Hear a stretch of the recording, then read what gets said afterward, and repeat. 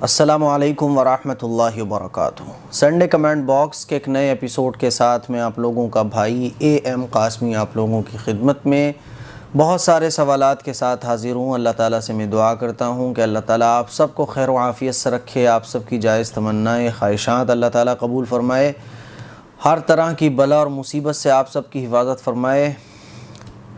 बहुत सारे आप लोगों के सवालात हैं भाई। पहला सवाल ले लेते हैं। सुपर ह्यूमन 001 ये पूछते हैं, क्वेश्चन नंबर 1, क्या एडवोकेट का काम गैर इस्लामिक और गलत है? क्योंकि एक वकील को बहुत झूठ बोलना पड़ता है, इससे वो बच नहीं सकता, तो क्या मुझे ये काम छोड़ देना चाहिए? प्लीज़ इस सवाल का जवाब ज़रूर दें प्लीज़। देखें, समाज हमसे बनता है, हम समाज से नहीं बनते। समाज को बनाने वाले हम ही लोग हैं। लोग कहते हैं ना कि ज़माना बड़ा ख़राब हो गया है, तो भैया ज़माना ख़राब इंसानों से ही तो होता है ना। इंसान ख़राब हो जाए तो ज़माना ख़राब हो जाता है। ज़माने को बनाने वाले और बिगाड़ने वाले हम ही लोग होते हैं।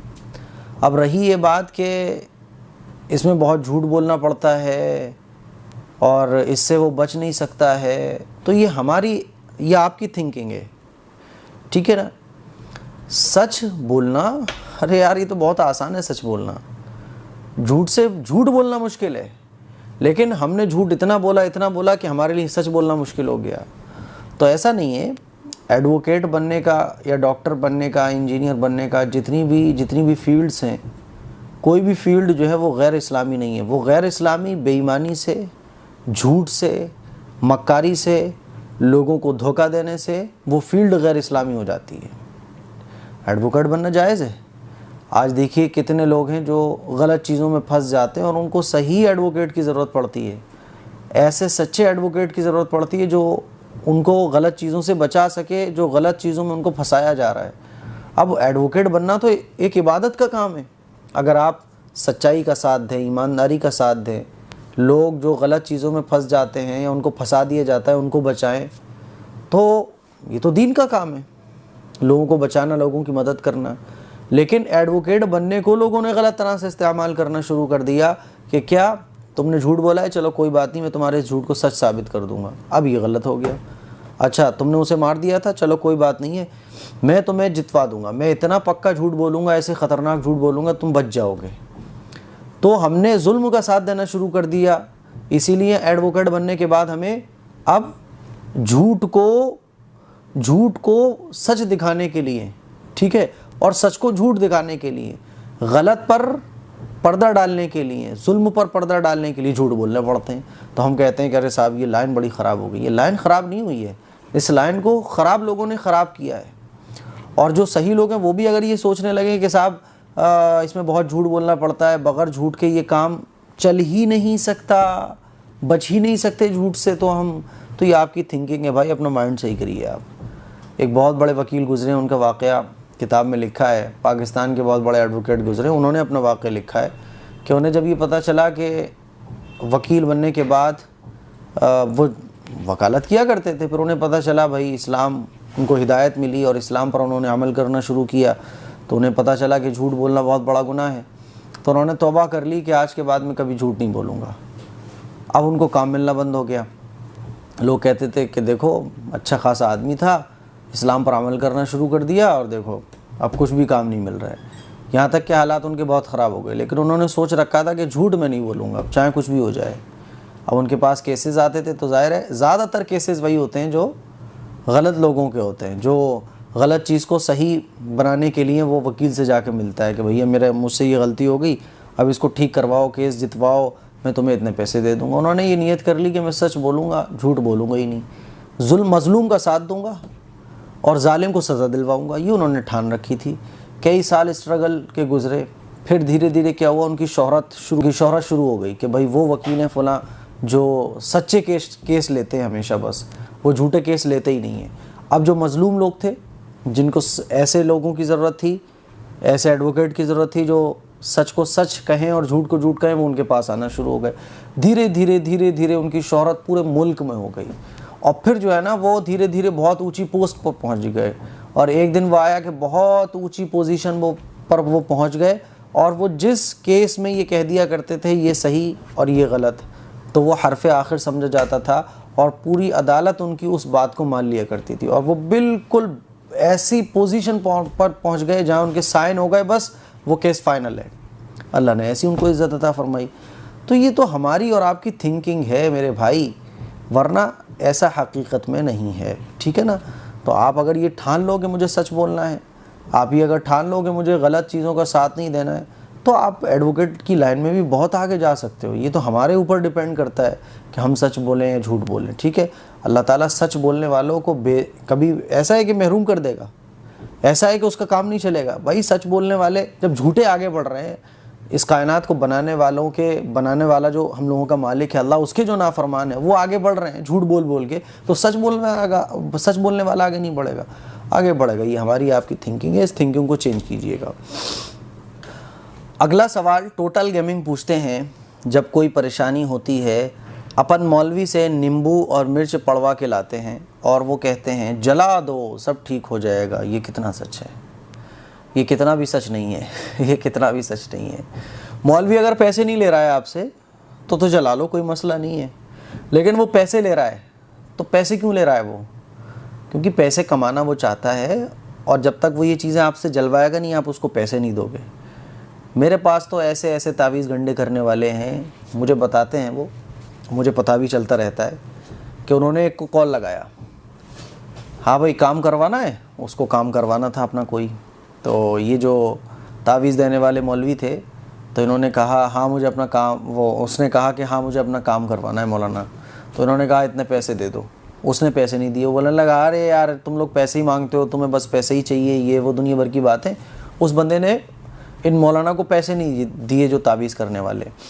तो इन मौलाना ने फिर दूसरे दिन कॉल किया, हाँ भाई पैसे डलवा दो यार अकाउंट में, काम हो जाएगा तुम्हारा। अरे भाई तुम पैसों की पड़ी हुई है यार, तुम्हें मुझे नहीं करवाना काम, दोबारा कॉल मत करना मेरे पास। तीसरे दिन इन मौलाना ने फिर कॉल किया उस बंदे को, यार पैसे पड़वा दो काम हो जाएगा। उसने फिर डांट लगा दी, क्या यार तुम पीछे पड़ कर रह गए, जब मैंने कह दिया मुझे इतने रुपए में काम नहीं करवाना, मुझे नहीं करवाना काम, आज के बाद मुझे कॉल मत करना, और आइंदा कॉल किया तो तुम्हारी रिपोर्ट करवा दूंगा। अब इन मौलाना ने क्या किया पता है आपको? इन्होंने जो है ना क्या कर रखा है कि कुछ मौलवियों ने क्या कर रखा है, जो तावीज़ मौलवी नाम नेहाद मौलवी, रियल वाले नहीं, जो लोगों को लूटते हैं मौलवियों की शक्ल में, वो असल में मौलवी नहीं होते, वो आपको लूटना चाहते हैं। तो ऐसे लोगों ने क्या कर रखा है पता है? एक गुड़िया बनाई है, उस गुड़िया में सुइयाँ चुभोई हैं और खून की छींटें, रेड कलर की छींटें उसके ऊपर डाल रखी हैं, है ना, और सुइयाँ वुइयाँ नींबू मिर्च लगा के बड़ी खौफनाक सी एक डॉल बनाई है उन्होंने, सुइयाँ वुइयाँ ठोक दी हैं उसके ऊपर से नीचे तक। फिर उसका फ़ोटो खींच दिया, और फ़ोटो लेने के बाद उस बंदे के नंबर पर जो इनको पेमेंट नहीं पड़वा रहा था उसके पास वो फ़ोटो भेज दिया। और फ़ोटो भेजने के बाद कहते हैं अगर तू पैसे नहीं पड़वाएगा तो जा, सब मौत के मुंह में जाएंगे, सब मौत के मुंह में। बस इतनी रिकॉर्ड भेज दी। अब उस बंदे ने देखा, आजकल अक़ीदे तो वैसे ही लोगों के ख़राब है ना, लोगों के अक़ीदे वैसे ही ख़राब हैं। उसने देखा कि भाई ये तो डॉल आई हुई है, और मौलाना साहब ने, बाबा साहब ने इतनी बड़ी डॉल भेज दी, मेरे घर के ऊपर जादू करा दिया, मेरे काम के ऊपर जादू करा दिया, है ना। और घर में तो नॉर्मल सब कोई ना कोई वही बीमार हो ही जाता है कभी ना कभी। तो पहले 2-3 दिन वो इसी टेंशन में रहा, तीसरे दिन जो है घर पे कोई बीमार हो गया होगा, तो उसने घर पे वो डॉल दिखाई सबको। तो औरतें और वैसे ही कमज़ोर दिल की होती हैं, तो कोई खातून घर की जो है ना वो डॉल देख के सुइयाँ वुइयाँ लगी हुई ऐसी डेंजरस डॉल, और फिर वो रिकॉर्डिंग, सब मर जाओगे, अब सबके ऊपर मुसीबत आएगी, नहीं दोगे पैसे तो सबके ऊपर मुसीबत आ जाएगी। तो ये खातून बेहोश भी हो गई। अब वो घबराया हुआ उसने बाबा के पास कॉल किया, बाबा जी अरे यार पैसे चाहिए थे ना आपको, तो ये सब करने की ज़रूरत क्या थी भाई, मुझे माफ़ कर दो, मुझे माफ़ कर दो।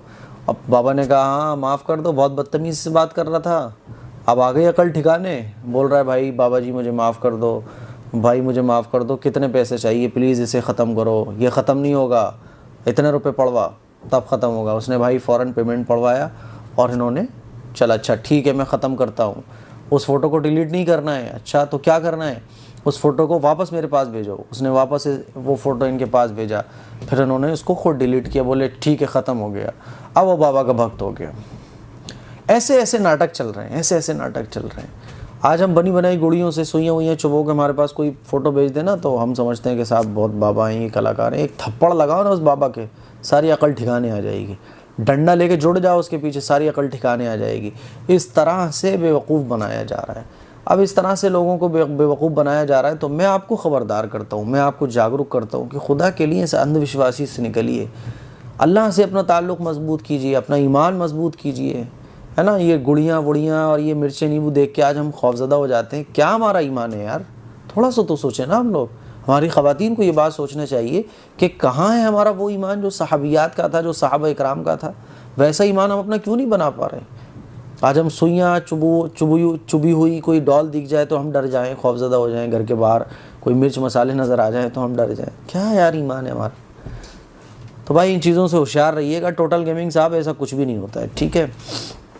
तबस्सुम खातून पूछती हैं, मुफ्ती साहब आपको मैं अपना भाई मानती हूँ, आप मेरे लिए दुआ करें कि हम कोई पीर मज़ार के चक्कर में ना पड़ें, ज़्यादा से ज़्यादा नमाज़ टाइम से पढ़ें और आपके बताए हुए अमल करें, अच्छा एहतियात से, और कोई मौलाना के चक्कर में ना पड़ें। किसी के चक्कर में पढ़ने की आपको ज़रूरत नहीं है। आप रसूलुल्लाह सल्लल्लाहु अलैहि वसल्लम की सुन्नतों पर अमल करिए, फ़र्ज़ नमाज़ों को वक्त पर पढ़िए और सुबह शाम की दुआएं पढ़िए। कोई चीज़ आपको कुछ नहीं बिगाड़ सकती, कुछ नहीं बिगाड़ सकती। कोई प्रॉब्लम आ जाए तो उस पर सब्र कीजिए। कोई नेमत अल्लाह ताला अता फरमा दे तो उस पर शुक्र कीजिए। सब्र और शुक्र बहुत ज़बरदस्त चीज़ें हैं। ये दुनिया है, इसमें सारी चीज़ें लगी रहती हैं। कभी अल्लाह की तरफ से खुशी मिलती है, कभी गम मिलते हैं, कभी मुसीबत आ जाती है, कभी खुशियाँ आ जाती हैं, कभी दौलत आ जाती है, कभी फ़क्र फाक़े शुरू हो जाते हैं। दुनिया इसी का नाम है भाई, इसी में खुश रहना है। नेमतें मिले तो खुश रहना है, शुक्र अदा करना है, और कोई मुसीबत आ जाए तो सब्र करना है, अल्लाह से मांगना है, ठीक है ना। बहुत बहुत शुक्रिया आपका। अच्छा, रोशीन ख़ान कहती हैं, मुफ्ती साहब मेरा नाम रानी ख़ान है, आपकी तबीयत ठीक नहीं है। हाँ अल्हम्दुलिल्लाह, अल्लाह जिस हाल में रखे शुक्र करना चाहिए, सब्र करना चाहिए। अभी मैंने कहा अल्हम्दुलिल्लाह रब्बिल आलमीन, अल्लाह का शुक्र है मेरी ज़बान चल रही है, मैं अपनी ज़बान से अल्लाह का नाम ले रहा हूँ, आपको दीनी बातें सिखा रहा हूँ, और मेरे बदन में जान है, नमाज़ों की अदायगी हो रही है ना। और क्या चाहिए भाई, अल्लाह का लाख लाख शुक्र है। अल्लाह ताला आपको शिफ़ाए कामिला आजिला अता फ़रमाए। आप काढ़ा पिए, इंशाअल्लाह आराम आएगा। आज का सवाल आपसे नहीं बल्कि आपके एडमिन से है, क्या उनको उर्दू नहीं आती है? क्योंकि जब से मेरे उर्दू में सवाल शुरू किए हैं वो मेरे सवाल लेते हैं नहीं। देखें, आपका सवाल ज़ाहिर है जब ले लिए गए हैं पहले तो बहुत मुश्किल हो जाता है कि दोबारा आपका नंबर आए, लेकिन कोई ऐसा सवाल होता है जिसका जवाब दिया जाए और लोगों को उस सवाल के जवाब से फ़ायदा पहुंचेगा तो वो सवाल लिया जाता है। आपने यहाँ सवाल नहीं लिखा, लेकिन फिर भी देखिए एडमिन सामने आपके इस क्वेश्चन को भी पिक कर लिया है और उन्होंने ये सबूत दे दिया है कि उनको उर्दू आती है।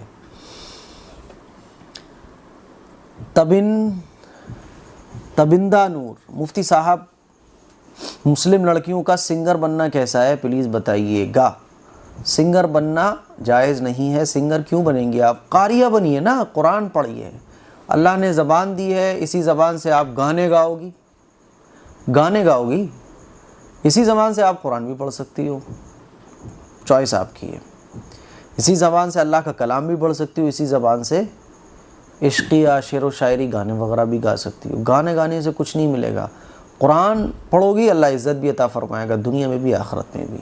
जायज़ नहीं है सिंगर विंगर बनना, बल्कि सिंगर बनने का गुनाह तो ये है कि जब तक आपका वो सॉन्ग इस दुनिया में सुना जाता रहेगा, जितने लोग आपके गाए हुए सॉन्ग को सुनकर मज़े लेंगे, उनको जितना गुनाह पड़ेगा उन सब का गुनाह जोड़ के आपको भी पड़ेगा, जब तक वो सॉन्ग चलता रहेगा। और कुरान पढ़ने का सवाब कितना ज़बरदस्त है कि आप बेहतरीन कारिया बन गई। आपकी क़ुरात जितने लोग सुनेंगे उनको सवाब मिलेगा, और जितना उनको सवाब मिलेगा उन सब का मिला के आपको भी मिलेगा। तबिंदा नूर, अच्छा ये तो मैंने जवाब दे दिया। रिजवान सैफ़ी, आपकी तबीयत बिल्कुल ठीक हो जाए, आमीन आमीन भाई आमीन, बहुत बहुत शुक्रिया। कैफू स्वाग, मुफ्ती साहब मेरा नाम ज़िम्मी है, मैं जर्नलिस्ट बनना चाहती हूँ और साथ ही आपकी तरह हाफिज़ कुरान भी बनना चाहती हूँ, लेकिन मुझे मेरी फैमिली वाले सपोर्ट नहीं करते, तो मैं क्या करूँ? मैं बहुत परेशान हूँ। मेरे अब्बा को लगता है कि मैं कुछ नहीं कर सकती, प्लीज़ आप हेल्प मी। दुनिया में शोहरत के साथ आखिरत में ही दर्जे बुलंद चाहिए। मैं अपने अल्लाह से बहुत मोहब्बत करती हूँ। देखिए, जब आप अल्लाह से मोहब्बत करती हैं तो दुनिया में शोहरत चाहिए, आपकी नीयत गलत हो रही है। आपकी नीयत गलत हो रही है ना। आपने ख़ुद लिखा है कि हेल्प मी, दुनिया में शोहरत के साथ आखिरत के दर्जे बुलंद चाहिए। दुनिया में शोहरत नहीं चाहिए हमें। आप ये सोचो कि मुझे अल्लाह की रज़ा के लिए काम करना है, मुझे अपनी कौम के लिए काम करना है, मुझे अल्लाह की रज़ा के लिए काम करना है। शोहरत मिले ना मिले, शोहरत तो अल्लाह दिलवा देता है, लेकिन आप शुरू से ही अगर अपनी नीयत ये बना लो कि मुझे शोहरत चाहिए दुनिया में, तो नीयत गलत हो गई। शोहरत के लिए काम करोगी, शोहरत के लिए हाफिज़ा बनोगी, शोहरत के लिए आलिमा बनोगी, तो फिर तो नीयत गलत हो गई ना। जर्नलिस्ट शोहरत के लिए कि साहब वो एंकर ऐसे बोलती है तो मैं भी ऐसे बोलूँगी, तो नीयत ही गलत हो रही है। आप नीयत ठीक कीजिए, अल्लाह से दुआ कीजिए और अपने घर वालों को ये बात समझाइए, तो अल्लाह ताला खुद रास्ते खोल देगा। लेकिन आप नीयत अगर शोहरत की बना लोगे तो वो शोहरत तो अल्लाह वैसे ही दिलवा देगा। शोहरत की नीयत रखना ये गलत है। शोहरत तो मिलेगी, ये डेफिनेटली मिलेगी, लेकिन काम स्टार्टिंग करते वक्त आपकी नीयत अल्लाह की रज़ा, कौम की खिदमत होना चाहिए। ठीक है, अल्लाह ताला आपके रास्ते आसान फरमाए। हाफिज़ा बिल्कुल बन सकती हैं, कोई भी आपके शहर में आलिमा हो, हाफिज़ा, उनसे हिफ्ज़ करना शुरू कर दीजिए। हिफ्ज़ से आप शुरुआत कीजिए, ठीक है, और उसके बाद ठीक है अल्लाह ताला कुछ और बनाए तो ठीक है, वरना इस्लामी रास्ते पर चलते हुए अपनी ज़िंदगी को गुजारना है। ये दुनिया तो ख़त्म हो जाने वाली है।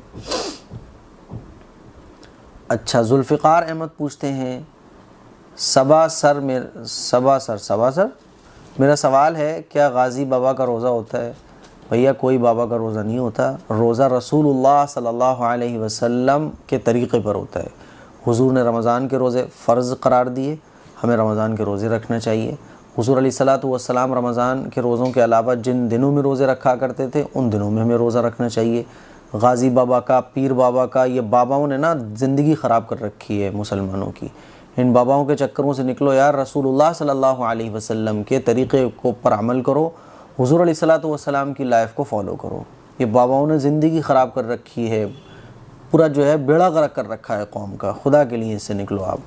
इन बाबाओं ने बेड़ा गर्क कर रखा है भाई। अभी मैंने आपको बताया ना, कुछ दिन पहले हमारे वालिद साहब गए तो एक घर में आटा नहीं था, लोग भूखे बैठे हुए थे उस घर के। पूछा भाई क्या बात है, काम धंधे नहीं चल रहे? नहीं जी, काम तो चल रहे थे, कुछ प्रॉब्लम थी तो वो सारे पैसे बाबा ने ले लिए। बाबा ने कहा कि नहीं, सारे देना पड़ेंगे तभी कुछ होगा। भूखे बैठे हुए थे, हमारे वालिद साहब वहाँ आटा रखवा के आए। बहरहाल इन लोगों से बचिए आप, बहुत ख़तरनाक लोग होते हैं। अल्लाह से अपना ताल्लुक़ मजबूत कीजिए। अगला सवाल जो पूछा गया है वो ये पूछा गया है कि मैं बैंक में जॉब करना चाहती हूँ, नाम इन्होंने नहीं बताने को कहा है, लेकिन मेरे घर के कहते हैं कि बैंक में सूद के पैसे होते हैं जो कि हराम है। मेरा सवाल ये है कि क्या वहाँ काम करने वाले सभी लोगों को पैसा हराम होता है? मेहनत भी तो वहाँ जाकर करेंगे हम। मैंने सुना है कि बिना मेहनत के पैसे हराम कहलाता है। देखिए, मेहनत तो जो शराब की दुकान लगाने वाला है वो भी मेहनत करता है, सुबह से शाम तक दुकान खोल के बैठता है, ठीक है, और पूरा फ्रीजर रख के वो ठंडी बियर की बोतल हमारे यहाँ मिलती है, ठीक है।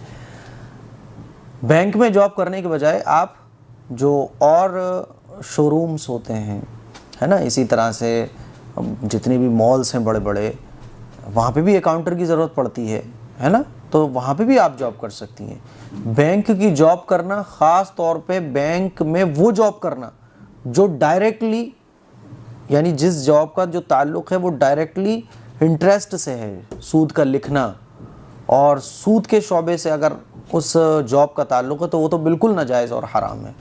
लेकिन बैंक में क्रेडिट कार्ड, डेबिट कार्ड और अकाउंट वगैरह ओपन कराने वाली जॉब करना, बहरहाल ये किसी हद तक इसमें उलमा ने इजाज़त दी है, लेकिन बेहतर ये फिर भी नहीं है। इसलिए मेरी राय ये है कि आप बैंक में जॉब ना करें, क्योंकि किसी न किसी तरह से हम इंटरेस्ट से कनेक्ट हो जाते हैं, ठीक है। और जितने बैंक का सिस्टम ही जो है ना वो इंटरेस्ट पर बेस होता है। बैंक कहाँ से कमाता है? वो हमारे पैसे को बतौर कर्ज़ बड़ी बड़ी कंपनीज़ को देता है, और फिर उससे जो इंटरेस्ट मिलता है उसी से वो सैलरी देता है और हमें भी इंटरेस्ट देता है। इसीलिए बैंक की जॉब करना ये दुरुस्त नहीं है, ठीक है। डायरेक्ट अगर वो जॉब इंटरेस्ट से रिलेटेड है तो बिल्कुल नाजायज़ और हराम है, और अगर इनडायरेक्ट यानी डायरेक्ट नहीं है लेकिन आपका काम कुछ और है, तब भी बहरहाल बेहतर यही है कि आप कोई मॉल में जॉब करें, कोई जो और बड़े बड़े शोरूम होते हैं वहाँ जॉब करें अकाउंटर के तौर पर, क्योंकि बहुत सारी फील्ड होती हैं। ऐसा नहीं है कि साहब वो ये जो कोर्स आपने किया है इसमें सिर्फ बैंक में ही जॉब लग सकती है, इसके अलावा और भी बड़े बड़े काम हैं जो इस फील्ड में आप कर सकती हैं। इसीलिए मेरी राय ये कि इससे बचें।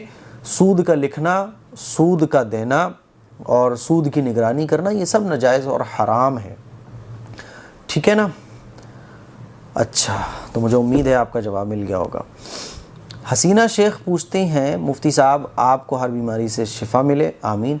मुफ्ती साहब मेरी बच्ची की शादी जल्दी हो जाए, प्लीज़ दुआ की दरख्वास्त है। भाई सभी लोग दुआ करें कि हमारी बहन हसीना शेख की बेटी की जल्दी शादी हो जाए, बेहतरीन जगह से हो जाए, अच्छे तरीक़े से हो जाए। अल्लाह ताला हर बला और मुसीबत से इनकी हिफाजत फरमाए। मिस्टर मलिक पूछते हैं, मुफ्ती साहब उम्मीद है आप खैरियत से होंगे, अल्लाह हम सब को सही सलामत रखे, आमीन। मेरा सवाल है नंबर 1, जो औरतें अपने सर में बाल पिन लगाती हैं और रबड़ डालती हैं, ये कैसा है? मर्ज़ी है भाई, लगाओ, ख़वातीन के लिए तो बनता है वो, आपको टेंशन क्यों हो रही है? इसमें पूछने की ज़रूरत ही नहीं है। ख़वातीन रबड़ बैंड लगाएं, बाल पिन लगाएं, ठीक है, नो प्रॉब्लम। नंबर 2, जिस बस्ती में मस्जिद नहीं है क्या वहाँ कुर्बानी कर सकते हैं? बिल्कुल कुर्बानी कर सकते हैं। नंबर 3, जुमे के दिन दुरूद शरीफ पढ़ते हैं, वो 80 बार ही पढ़ना है या कम ज़्यादा भी पढ़ सकते हैं? कम ज़्यादा हो जाए कोई मसला नहीं है, ठीक है। नंबर 4, वो कौन सी गाय है जिसका दूध पीना हराम है? हमारे यहाँ कहते हैं कि बिना सींग वाली गाय का दूध पीना हराम है, ज़रूर बताएं। इन लोगों के सींग होंगे, जो लोग ये बात कहते हैं ना, उन लोगों के सींग होंगे। क्या बेसर पैर वाली बातें हैं यार, आप इन लोगों के सींग होंगे तभी तो ये बातें कर रहे हैं, इंसानों वाली बात ही नहीं कर रहे हैं यार, ये कमाल कर रहे हो। सींग नहीं हो उस गाय के, बिना सींग वाली गाय का दूध पीना हराम है, कहाँ से पढ़ लिया भाई इन्होंने? कहाँ से पढ़ लिया? किसने बताया इनको? पूछो इन लोगों से। आसिफ मोहम्मद पूछते हैं, सर आप मेरे घर आइए, मैं आपको बुलाना चाहती हूँ, कैसे बात करूँ आपसे? आप में से जो लोग भी मुझे अपने घर बुलाना चाहते हैं तो उसमें टेंशन लेने की बिल्कुल भी ज़रूरत नहीं है। आप मुझे मेल कर सकते हैं askam.kasmi@gmail.com पर अपना नाम, अपने शहर का नाम और अपना मोबाइल नंबर आप मुझे मेल कीजिएगा, मैं वो मोबाइल नंबर सेव कर लूँगा और आपसे कांटेक्ट करूँगा, ठीक है। वैसे तो मैं जब भी सफ़र करता हूँ तो वहाँ जाने से पहले जहाँ भी जिस जगह भी मुझे जाना होता है तो मैं पहले से ही इन्फॉर्म कर देता हूँ कि इस इलाके में मैं आ रहा हूँ, ठीक है। तो जब भी मैं आपके इलाके में आऊँगा इंशाल्लाह तो मैं बिल्कुल आपके यहाँ आऊँगा, क्या दिक्कत है इसमें? बिल्कुल मुझे कोई प्रॉब्लम नहीं है। मैं तो जब भी कहीं जाता हूँ तो अपने जो मुझे देखने वाले मेरे भाई होते हैं, मेरी बहनें होती हैं, मैं उनके यहाँ नॉर्मल चला जाता हूँ, ठीक है। तो बिला तकल्लुफ़ आप मुझे अपने घर बुला सकते हैं, कोई मसला नहीं है। रमज़ान ख़ान पूछते हैं, मुफ्ती साहब हॉस्पिटल में बच्चा पैदा हुआ, अज़ान देने वाला कोई नहीं है, क्या मोबाइल के ज़रिए अज़ान दे सकते हैं? ये सही है या गलत? मेरी बेटी का नाम सामिया है, इसके माना बताएं। समिया है, क्या लिखा है इन्होंने? देखिए, आपके बच्चा पैदा हुआ तो अज़ान देने वाला कोई नहीं है। क्यों नहीं है भाई अज़ान देने वाला? आप ये क्यों सोचती हो कि अज़ान मौलवी साहब या हाफिज़ साहब ही आकर देंगे? अज़ान तो कोई भी घर का बड़ा दे सकता है, कोई तो होगा ना, आपके शौहर होंगे, आपके देवर होंगे, आपके घर में कोई तो मर्द होगा ना, ठीक है ना, कोई तो लड़का होगा बालिग, वो अज़ान दे दे कान में, नो प्रॉब्लम। लेकिन मोबाइल की अज़ान सुना देना ये सुन्नत नहीं है, ठीक है। अज़ान दिलवाना, सीधे कान में अज़ान और उल्टे कान में इकामत, तो नो प्रॉब्लम। आप जब भी आपको कोई आपके घर के आपसे मिले तो आप अज़ान दिलवा सकती हैं। इलाज, अच्छा इन्होंने एजाज़ ऐसे लिखा हुआ है इन्होंने अपना नाम, के इलाज समझ में आ रहा है। आप लोग अपनी अपनी यूट्यूब की प्रोफाइल में देख लिया करें कि आपका नाम वहाँ क्या लिखा हुआ है। अब इजाज़ लिखा है इन्होंने, हालांकि इनका नाम एजाज़ होगा, ठीक है, एजाज़ होगा इनका नाम, लेकिन नहीं देखा इजाज़ लिखा हुआ है। मुफ्ती साहब अगर हम एरोप्लेन में सफ़र करके विदेश जा रहे हों तो नमाज़ कैसे पढ़ें? क्योंकि हर देश का वक्त अलग होता है। जिस देश में आप हैं उस देश में उस वक्त क्या टाइम हो रहा है और कौन सी नमाज का टाइम हो रहा है, आप वो नमाज़ पढ़ोगे, ठीक है। मिसाल के तौर पे आप इंडिया से निकल के गए, ज़ोहर की नमाज़ पढ़ के आप निकले और जिस मुल्क में आपको पहुंचना है उस मुल्क में आप पहुंचे तो वहाँ पे भी ज़ोहर का टाइम हो रहा था, तो फिर आप डबल ज़ोहर की नमाज़ पढ़ोगे आप, ठीक है। बात समझ आ रही है? मिसाल के तौर पे आप इंडिया से गए सहरी करके, ठीक है, और या आप इंडिया से गए सहरी करके और आप दूसरे मुल्क जहां आपको पहुंचना है, जब वहां पहुंचे तो इंडिया में इफ्तार का टाइम हो रहा था लेकिन वहां इफ्तार का टाइम नहीं हुआ, तो आप जिस जगह हैं उसका एतबार होगा फिर, ठीक है, इफ्तार में भी और नमाज में भी। तो ये कुछ सवालात थे जिसके जवाबात मैंने आप लोगों को दिए, आप लोगों को बातें बताई, आप लोगों के सवालात के जवाबात दिए। उम्मीद है कि आज का एपिसोड आपको पसंद आया होगा। नज़ले ज़ुकाम की वजह से बोलने की हिम्मत नहीं है, गला तकलीफ़ दे रहा है। दुआओं की गुजारिश है। अस्सलामु अलैकुम वरहमतुल्लाहि वबरकातुहू।